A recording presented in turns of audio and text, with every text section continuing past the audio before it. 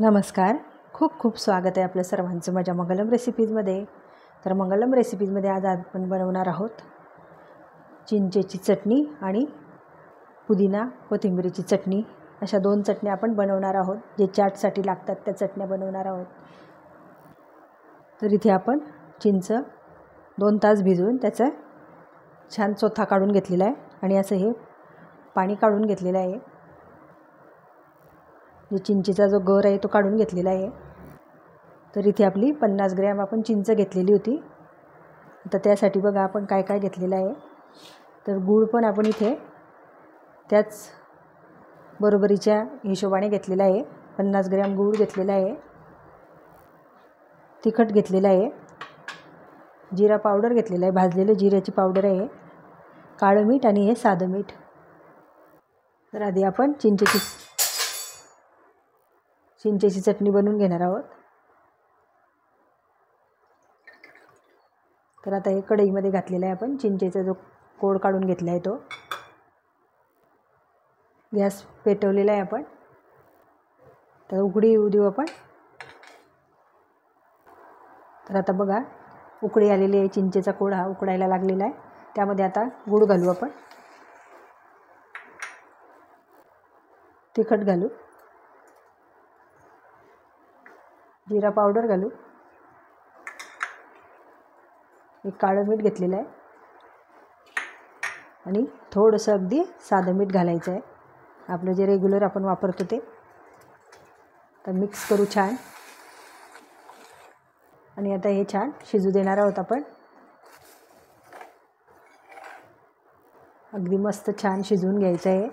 तुम्हाला जर लगेच खायचं असलं तर तुम्ही थोडं कमी शिजवलं तरी चालेल, पण स्टोअर करायचं असलं म्हणजे एकदम परफेक्ट असं आपल्याला ते शिजवून ठेवावं लागतं आणि व्यवस्थित काचेच्या बरणीत वगैरे भरून ठेवायचं, म्हणजे स्टोअर करून ते 2 ते 3 महिनेसुद्धा ते व्यवस्थित राहू शकतं. तर बघा इथे आपली चिंचेची चटणी तयार झालेली आहे.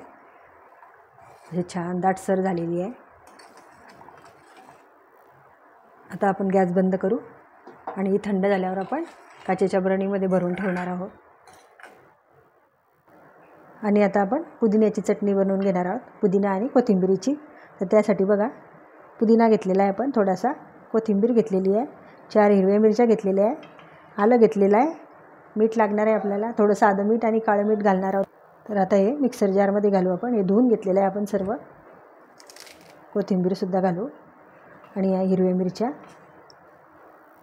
आलं घालू, थोडंसं काळं मीठ घालू आणि आता हे रेग्युलर सॉल्ट जे असतं ते घालू आपण. तुम्हाला लसूण घालायचा, लसूणसुद्धा घालू शकता, पण मी इथे आल्याचाच वापर केलेला आहे. आणि आता आपण चटणी बनवून घेणार आहोत. यामध्ये तुम्ही आईस क्यूब किंवा अगदी थंड फ्रीजचं पाणी घालून चटणी बनवायची आपल्याला. तर इथे आपली चटणी तयार झालेली आहे, कोथिंबीरची आणि पुदिन्याची. तर ही पुदिन्याची चटणी आपण काढून घेणार आहोत. आणि आता आपण चिंचेची चटणीसुद्धा काढून घेणार आहोत. मस्त काचेच्या बरणीत आपण भरून ठेवणार आहोत आणि फ्रीजमध्ये ठेवली म्हणजे आपल्याला छान 2 ते 3 महिने वापर त्याचा करता येतो. तुम्ही काही समोश्याबरोबर घेऊ शकता, दहीवड्यांबरोबर, किंवा आपण ते शेवपुरी करतो त्याच्यावरसुद्धा आपण हे जे चाट बनवतो त्याच्यावर या चटण्यांचा वापर आपण करू शकतो. असं आपण फ्रीजमध्ये स्टोअर करणार आहोत. तर मैत्रिणींनो, अशा प्रकारे आपली चिंचेची गोड आंबट चटणी तयार झालेली आहे. आणि ही कोथिंबीर आणि पुदिन्याची चटणी, हिरवी चटणी, तीसुद्धा आपली तयार झालेली आहे. तर मैत्रिणींनो, कसा वाटला व्हिडिओ? आवडल्यास लाईक करा, शेअर करा, कमेंट करा आणि माझ्या चॅनलला सबस्क्राईब करा आणि सबस्क्राईब करून बेल आयकॉन दाबायला विसरू नका. धन्यवाद.